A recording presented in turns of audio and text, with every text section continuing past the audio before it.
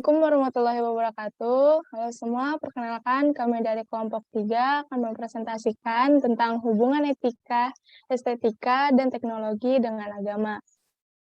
Nah, yang pertama ada nama kelompok. Saya sendiri sebagai Genya Dana Fortuna dan teman-teman saya lainnya ada Muhammad Saka Pramudia, Talita Ananda Nadine, Fania Dikra Septina, Ahmad Fauzi Rahman, Rizky Ezri Isbandi, dan yang terakhir ada Zahra Wadia Amanah.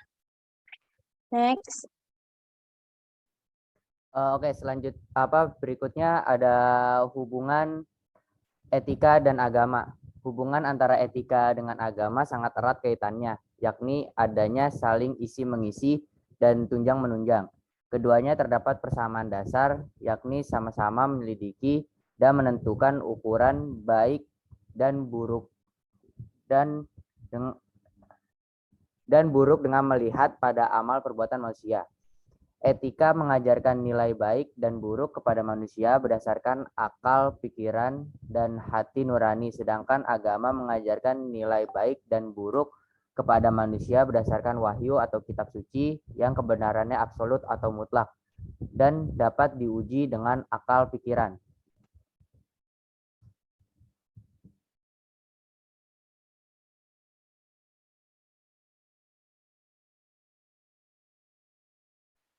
Lalu ada makna etika Islam. Etika berasal dari bahasa Yunani kuno, yakni ethos adalah ta'eta, artinya adat kebiasaan.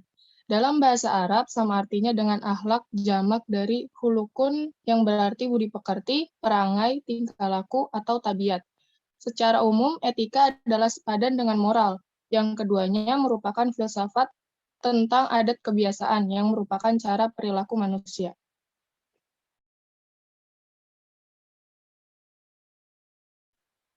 Etika Islam memiliki aksioma-aksioma. Yang pertama ada unity atau persatuan.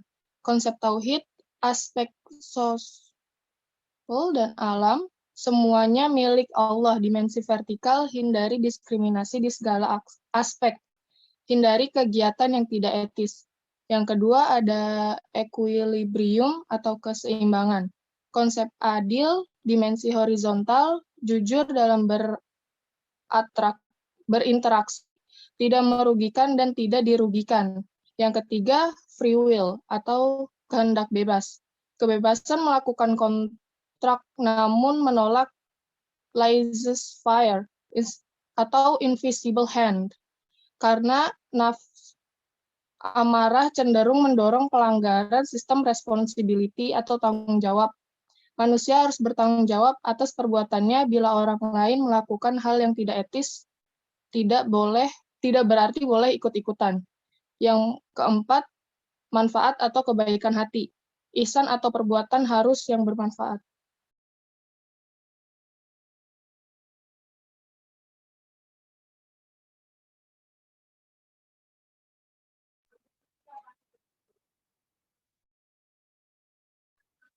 Hubungan estetika dengan agama.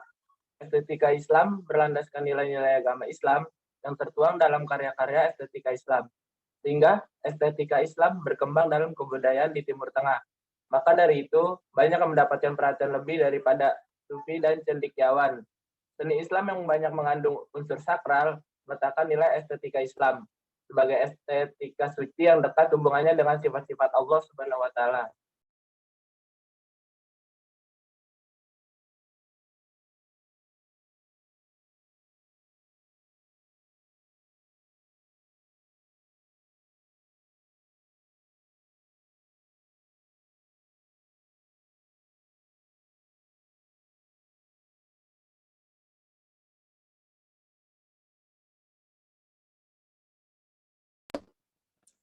Konsep seni estetika Islami.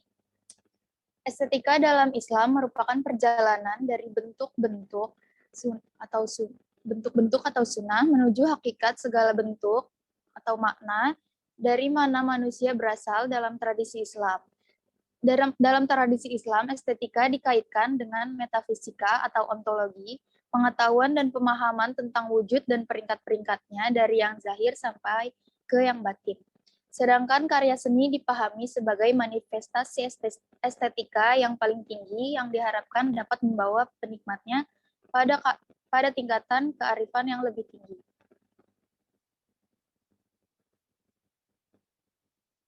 Berikut seni yang cenderung tidak diperbolehkan. Itu ada seni ada seni rupa.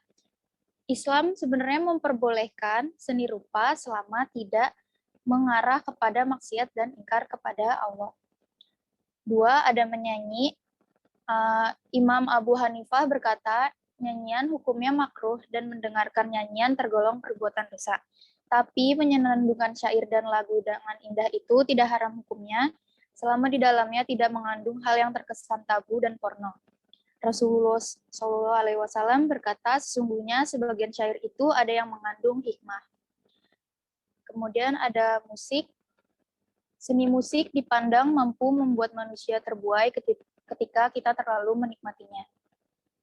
Kemudian ada tarian. Tari dianggap tidak berkaitan dengan prinsip Islam karena menonjolkan tubuh seseorang di hadapan orang lain dan dianggap mempertontonkan aurat di depan umum.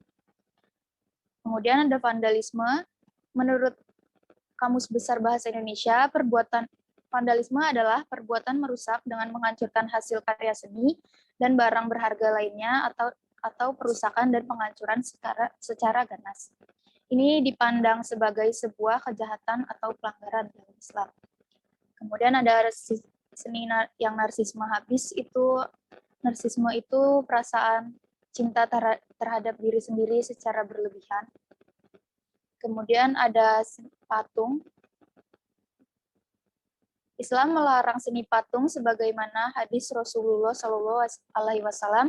Manusia yang paling pedih siksanya di hari kiamat adalah yang meniru ciptaan Allah. Sedangkan para penulis dan penggambar adalah orang-orang yang meniru ciptaan Allah. Kemudian ada tindik atau body piercing. Jika perbuatan tersebut membuatnya membuka aurat di hadapan yang bukan muhrimnya, maka dilarang. Kemudian jika tindakan tersebut menimbulkan bahaya bagi kesehatan baik cepat atau lambat, maka perkara tersebut diharamkan. Kemudian jika tindakan tersebut dilakukan di bagian tubuh tertentu dan merupakan kegiatan orang-orang kafir dan fasik serta orang gila dan pelaku maksiat, maka tidak dihalalkan menyerupai mereka. Diharamkan bagi laki-laki karena dianggap perbuatan menyerupai perempuan. Kemudian ada seni pertunjukan. Seni pertunjukan biasanya melibatkan 4 unsur, waktu, ruang, seniman, dan hubungan seniman dengan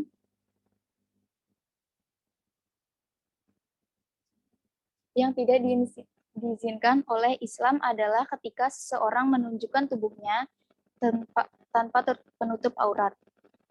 Kemudian ada seni kontemporer. Seni kontemporer itu seni yang terkena dampak modernisasi, jadi tidak terikat oleh aturan-aturan zaman dulu.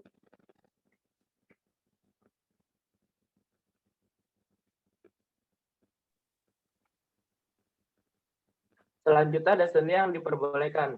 Yang pertama itu ada seni membaca Al-Quran atau tilawatil atau qiraatil Quran.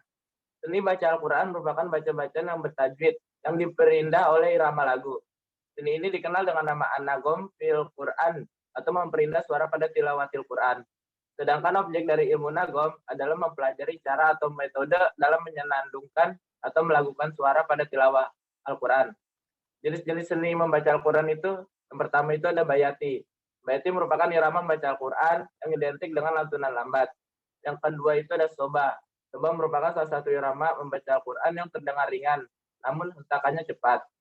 Yang ketiga itu ada hijaz, seni membaca Al-Quran yang berikutnya yakni dengan melantunkan irama hijaz. Irama ini bergerak lambat, indah, dan cenderung khas ketimuran. Yang keempat itu ada ros. Ros merupakan irama yang bergerak ringan dan cepat. Yang kelima itu ada sika.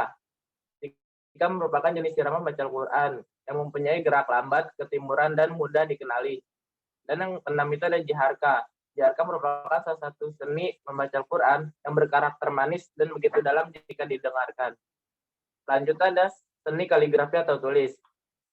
Seni kaligrafi merupakan sebuah seni menuliskan teks ke dalam bentuk lukisan menggunakan pena, kuas, ataupun alat tulis lainnya yang bisa digambar ke media tertentu.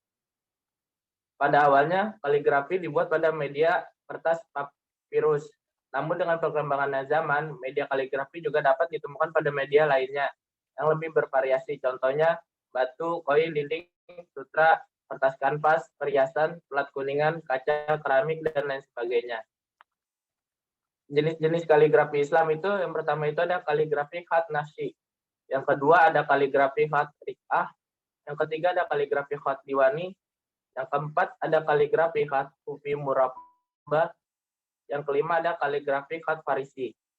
Selanjutnya ada seni bela diri. Seni bela diri merupakan salah satu kesenian yang timbul sebagai salah satu cara seseorang untuk mempertahankan atau membela diri.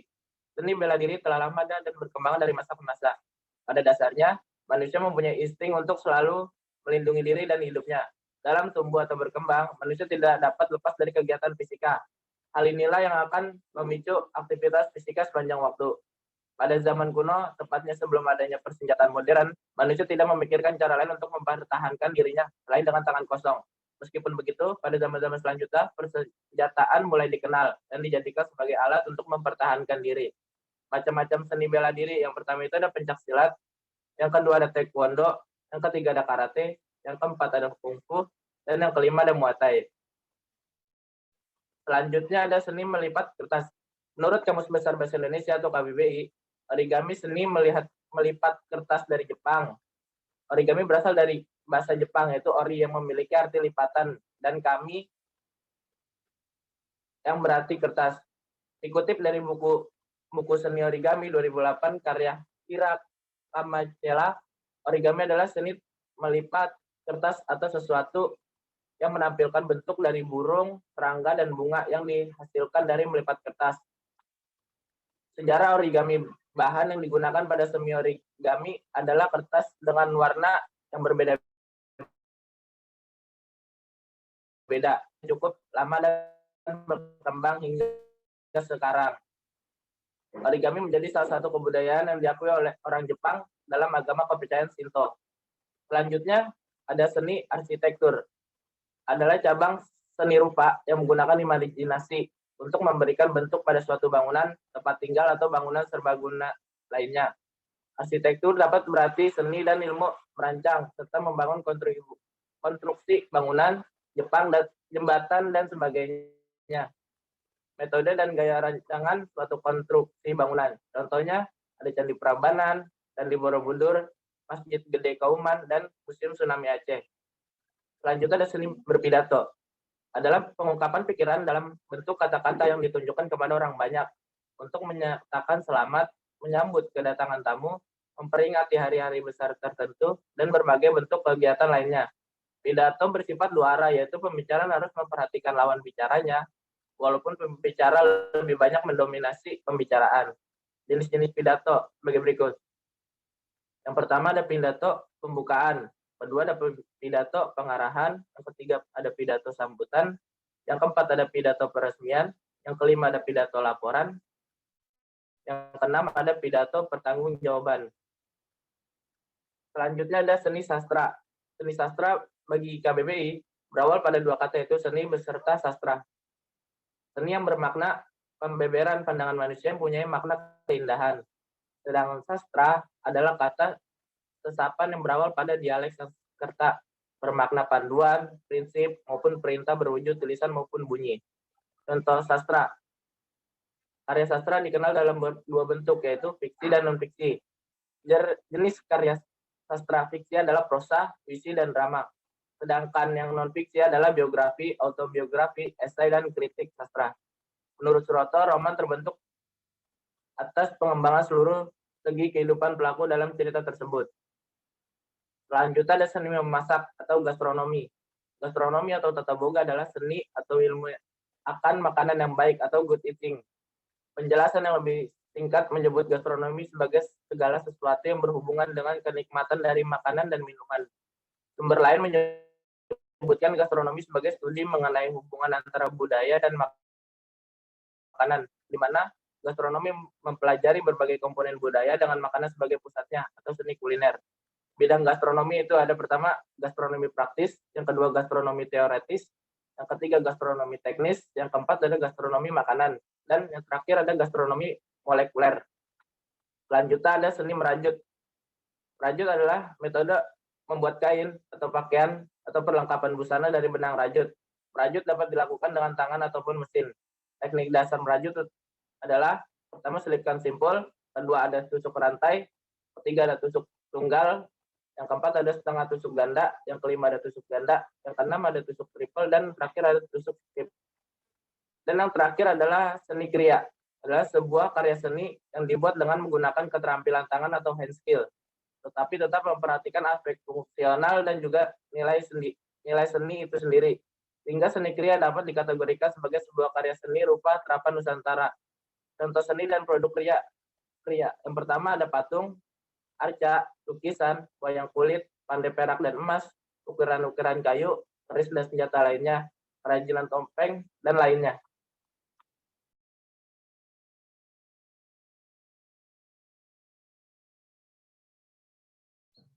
Peran seni dalam mengembangkan harmoni. Yang pertama, seni sebagai pemenuh kebutuhan adalah dapat memenuhi kebutuhan manusia melalui penyaluran ide gagasan dan gerak hati melalui aktivitas seni.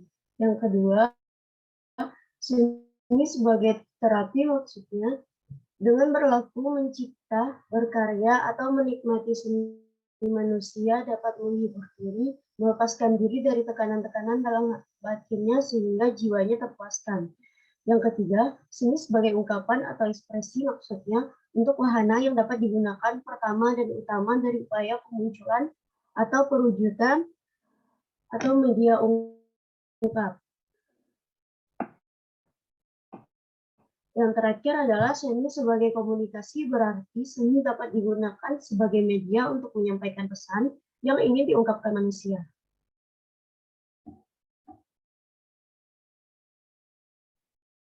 Hubungan teknologi dengan agama.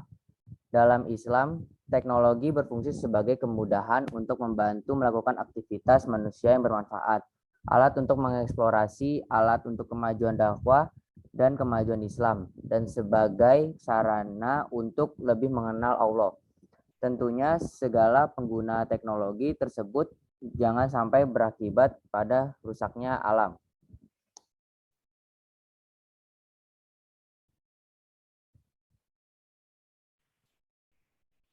Kontribusi ilmuwan muslim dalam ilmu pengetahuan dan teknologi. Yang pertama, pada masa-masa kejayaan dan puncak kemasannya, Daulah Islam mampu melahirkan banyak ilmuwan muslim berkecakapan internasional yang telah menorehkan karya-karya luar biasa dan bermanfaat bagi umat manusia. Yang kedua, pada masa Abbasiyah terjadi pencapaian yang cemerlang di dunia Islam dalam bidang sains dan teknologi. Baghdad mengalami kemajuan ilmu pengetahuan yang pesat. Yang ketiga, terjadinya perkembangan lembaga pendidikan pada masa Harun al-Rashid, mencerminkan terjadinya perkembangan dan kemajuan ilmu pengetahuan. Dan yang terakhir, keempat, pada masa pemerintahan Abbasiyah, juga lahir para imam mazhab hukum yang empat. Yang pertama, Imam Abu Hanifah pada tahun 700 sampai 767 Masehi. Yang kedua ada Imam Malik pada tahun 713 sampai 765 Masehi. Yang ketiga ada Imam Syafi'i, ini yang paling mantap yang terkenal pada tahun 767 sampai 820 Masehi. Dan yang terakhir ada Imam Ahmad bin Hanbal pada tahun 780 sampai 855 Masehi.